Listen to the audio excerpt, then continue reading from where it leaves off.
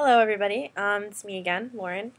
Uh, if this is your first time watching the Emetophobia videos, this is the second week, and this week we're doing a topic of home life. I'm just going to talk a little bit about what it's like for me at home, a daily basis, like what I have to deal with, and the things that I normally do. Home life for me right now, it's pretty average. I mean, I was going to school for a while, and then it's kind of a long story, but right now I'm taking a break. I'm going to go back either in the spring or fall. I haven't really decided yet, but normally I'm at school a lot. Um, but for now, I am home a lot of the time, so I have to make sure I keep myself busy. Um, um, um, um, and forgive me if I keep looking over to the side because I have like sort of a guideline because I didn't want to ramble and make this video like 20 minutes long. So yeah, I'm going to try. I do have my two best friends actually live in my neighborhood, so I hang out with them at least 3 or 4 times out of the week, if not more than that. My boyfriend, usually I see him about 3 times a week. He lives about 40 minutes away from me because that's where I went to school. I met him at school, but so he comes to visit, or I go, whichever works. We take turns, I guess. Yeah, at least 3 times a week. So I spend the majority of my time just either hanging out with my friends for now and just enjoying this little break from school that I have. Basically, it's just me, my mom, my dad, my brother, and my dog. Which my dog is really cute, and she's sitting right there, and maybe I can show you. Bella! Oh, hello, little puppy. Anyway, hopefully you can see my dog in that. I do probably spend most of my time around my mom. Me and my mom are pretty close. I don't know, me and my mom, we just get each other, and so that's one of the most important people. I mean, not that my dad's not important to me, but he works a lot, so he's gone for a majority of the day. About 2/3 of the day he's gone. He's a manager at his job, and his job is about an hour away, so he does have to do the long commute, and then, yeah. So I spend most of my time with my mom, but definitely during the weekends my family is all here, and I'm really close with my family. So, well, one of the ideas was kind of, what does my bedroom look like?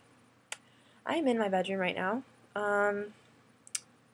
My bedroom is, as you can see, painted purple and then turquoise, and then I have the white, whatever that thing's called in the middle, separating the two colors. I just actually did it like about a year ago, or a little bit over a year maybe. Then you can also see my awesome comforter, and my room's actually normally kind of a mess, and you'd think it would be a little cleaner, seeing as how like I'm emetophobic and like germs and whatnot, but I actually cleaned my room today, so it's not that bad, but normally there's like clothes all over the floor, and I don't know. But no, I did clean it, and I do like it clean. It's just sometimes like there's just so much at one time. Like my mom will bring in a bunch of clean clothes, and I have to fold them and put them all away. And sometimes I'm just lazy, so I throw them on my top bunk because I do have a bunk bed, which it probably sounds retarded because I'm almost 20 years old, but it's a pretty sweet bunk bed actually. Home life for me definitely dramatically changes when somebody in my house becomes sick, where it doesn't even have to be like a stomach virus, it's food poisoning or anything where they're throwing up. Yeah, I definitely get freaked out. This is a good day for me. I'm normally like really fun and outgoing, and I mean, not annoyingly bubbly, but I can have fun and just enjoy it and try to keep my mind off of things for the most part. But when somebody in my house is sick, or if somebody even in my house just doesn't feel good, even if they haven't thrown up, it's just like, we just turn into like a statue and like basically just like isolate myself. And then that's when I start like the whole thing of like, oh, I can't eat anything in case they're sick, or like, just kind of stay isolated in my room by myself. I definitely have my good days and my bad days. I'd say about 2 or 3 times a week. I have some kind of a like anxiety attack or a panic attack pertaining to emetophobia. Sometimes I'll, be brave and go out and eat something and then come back and just it'll be like 4 or 5 hours later and I start to wonder, well, am I going to get food poisoning from this? I guess we'll find out. And then for the next few hours I'm like totally like freaking myself out, like psych myself out and make myself feel like crap anyway. 90% of the time nothing happens, so then I just feel like an idiot for making myself feel like crap the whole night for no reason. But that's just how my brain works and can't really help it. So I have a really awesome family and really, really awesome friends and an awesome dog. Yeah, my family, sometimes they don't get it and uh, they get frustrated when I'm panicky or like having a bad day with it because they don't really feel like there's anything they can do about it, and there really isn't. It's all like a mental thing, and I have to come up in my room and just kind of like try to wind down and just try to get my mind on something else and be more positive about it. On my good days, yeah, and when everything's going good, excuse me, and there hasn't been a lot of contact with me around like sick people or anyone saying, oh, I don't feel good or anything like that, then I'm normally okay.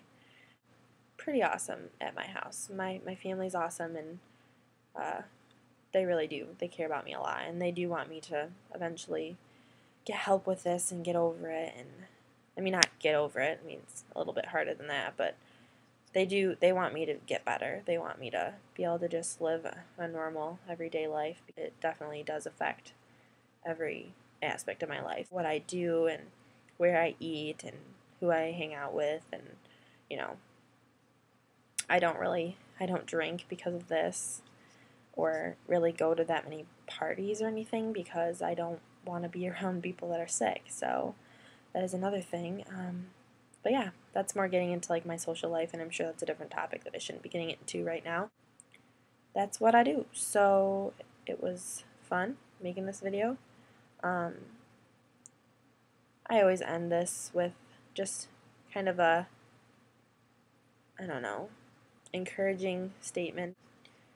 Everyone has their little things with their self that they struggle with. Maybe like some people don't understand emetophobia, or they just don't get why you could base your whole life around something or why you could let it affect you so much. And really, I don't know the answer, but just try and stay positive. Having positive thoughts, even if you feel like complete crap or you're just totally freaking out, if you think positive, even if you did end up getting sick, which obviously would be a nightmare, but if you do, and you're at least if you're being positive and saying, you know what, I'm gonna get through this if it happens, you can at least say you were trying and you were moving toward the right direction. You weren't just giving up and letting the phobia take hold of everything, of your entire being.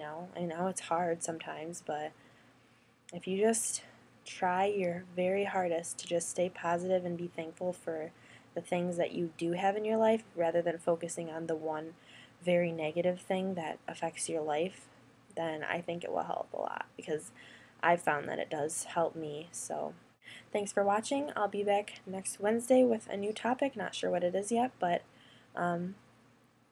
hope you enjoyed the video. Thanks, guys.